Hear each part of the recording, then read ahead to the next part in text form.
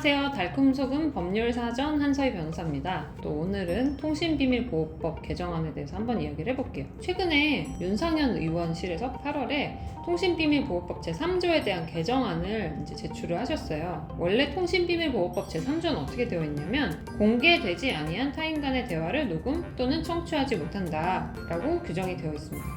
그러면 타인 간의 대화라는 것 때문에 해석할 때 어떻게 했냐면 나의 대화, 상대방이 되는 사람들 간의 관계는 타인 간의 대화는 아니잖아요. 이때는 상대방의 동의 없이 녹음을 해도 큰 문제 없이 예외적인 경우는 있었지만 요거 자체가 불법행위거나 통신비밀보호법 위반으로 처벌받는 행위는 아니었어요. 근데 이제 여기서 이제 개정안이 뭐라고 나왔냐면 만약에 대화 상대방 동의 없이 녹음할 땐 1년 이상 또는 10년 이하의 징역형에 처하도록 개정안을 내놓으신 거예요. 그래서 이게 굉장히 좀 이슈가 됐습니다. 예를 들면 저와 창호님이 이야기를 했는데 제가 창호님 몰래 우리 대화를 녹음해서 뭐 다른 데 증거 자료로 제출한다든지 이랬다고 생각을 해보세요. 이게 무조건 적법한 거냐라는 데 대한 논의가 있었어요. 우선은 통신비밀보호법 위반은 아니에요. 왜냐하면 통신비밀보호법에서는 타인 간의 대화 라고 하고 있기 때문에 제가 대화에 상대방이 됐을 때는 제가 속해 있는 대화를 녹음하는 건 불법은 아니었거든요. 근데 이제 판례 중에는 음성권 침해를 인정한 판례도 있어요. 그거는 민사 손해배상 청구 소송에서 인정된 경우였어요. 뭐 예를 들면 최근 판례인데 2021 가단 5160-620 판결이었는데요. 이 사건을 조금 설명을 드리면 행정부처 공무원인 A씨가 있었어요. A씨는 2020년 2월에 갑질 행위 혐의로 중징계가 의결이 됐어요. 공무원들은 만약에 징계가 되면 징계 처분이 여러 개가 있어요. 뭐 감봉도 있고 견책이라는 것도 있고, 견책이 약간 꾸짖는 뭐 이런 거거든요. 그리고 직위해제가 있는데 직위해제가 제일 심한 거죠. 직위해제가 되셨어요. A씨는 자기가 부처 내에서 비리를 고발을 했기 때문에 내부 고발자로서 피해를 받았다, 보복성 징계를 받은 거다라고 하면서 국민권익위원회에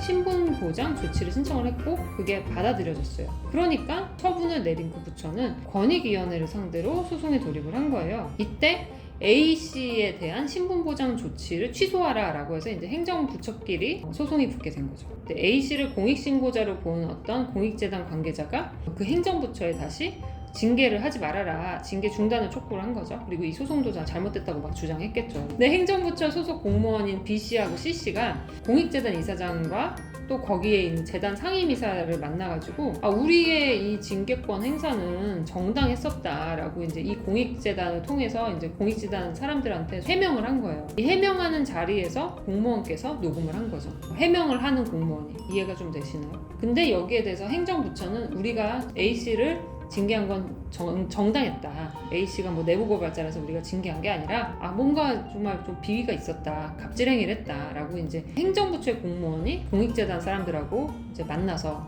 해명을 한 거죠. 이때 그 행정부처 공무원께서 피해자인 A씨 말고 공무원께서 이 대화 내용을 전부 이제 4명이서 만나갖고 하는 걸 몰래 녹음을 한 거예요. 그러고선 나중에 소송에서 증거로 제출했어요. 그러니까 이 재단 관계자에서 비밀로 녹음한 거 이거 잘못된 거 아니냐, 물론 통신비밀보호법 위반은 아니지만 우리의 음성권을 침해했다라고 해서 손해배상 청구 소송을 제기했어요.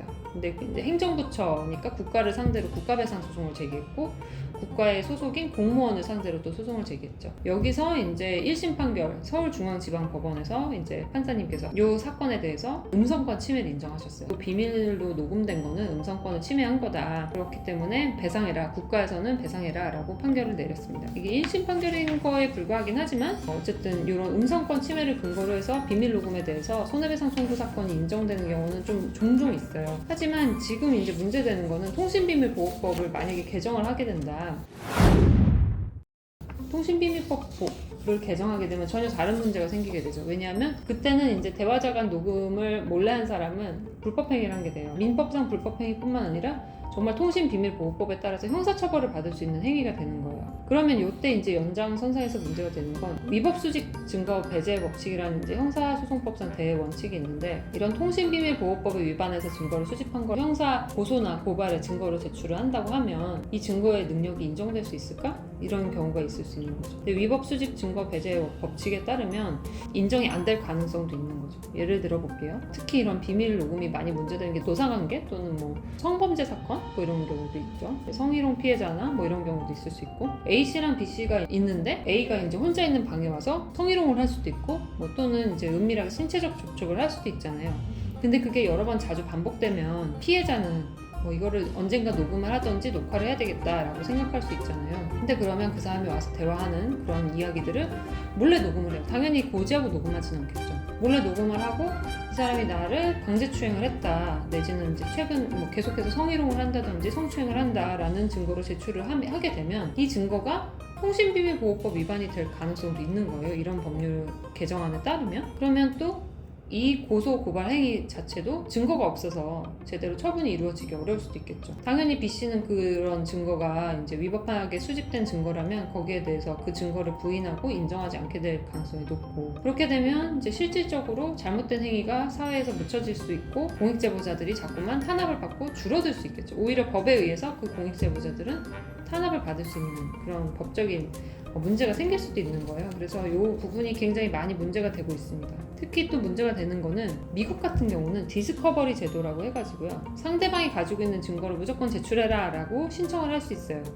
그리고 그게 법원의 판결에 의해서 받아들여지면 그 상대방은 자기가 갖고 있는 증거를 다 내놔야 돼요. 나중에 가지고 있었지만 안 내놨다는 게 밝혀졌을 때 굉장히 많은 처벌을 받게 되거든요. 근데 우리나라는 그런 강제적인 제도가 없기 때문에 재판이나 소송 절차에서 상대방에게 증거를 제출하라고 명령할 수 있는 아무런 근거가 없기 때문에 이런 몰래 녹음하는 것이라도 해서 이제 어떻게 생각하면 증거를 확보하고 하게 되는 거죠. 근데 이런 행위를 전면적으로 금지한다는 게 참 어떻게 생각하면 이 개정안에 좀 문제점이 될 수도 있다라는 생각이 많이 들었고, 그래서 저는 이 부분을 한번 다뤄보고 싶었습니다. 이게 통신비밀보호법 개정안과 관련된 내용이고, 제 생각에 뭐 과연 통과될지는 좀 미지수예요. 통과 안 될 가능성도 충분히 있다고 생각이 들고, 많은 사람들이 여기에 대해서 굉장히 많은 이의 제기를 하고 있기 때문에, 물론 비밀 녹음이 사회에서 많은 파장을 일으키는 건 사실이지만 파장을 일으킨다고 해서 모든 걸 금지해서는 안 된다. 그거는 오히려 더 큰 잘못을 용인하는 꼴이 될 수도 있기 때문이다 라고 이제 오늘 말씀을 드리고 싶었습니다.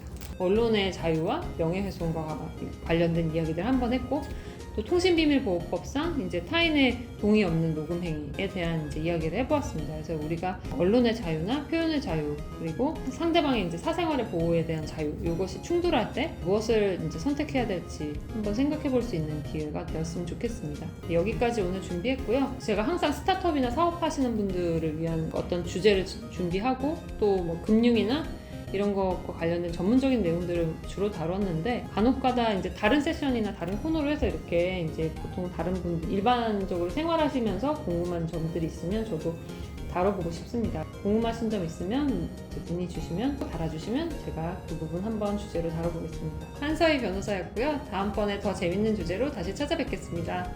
감사합니다.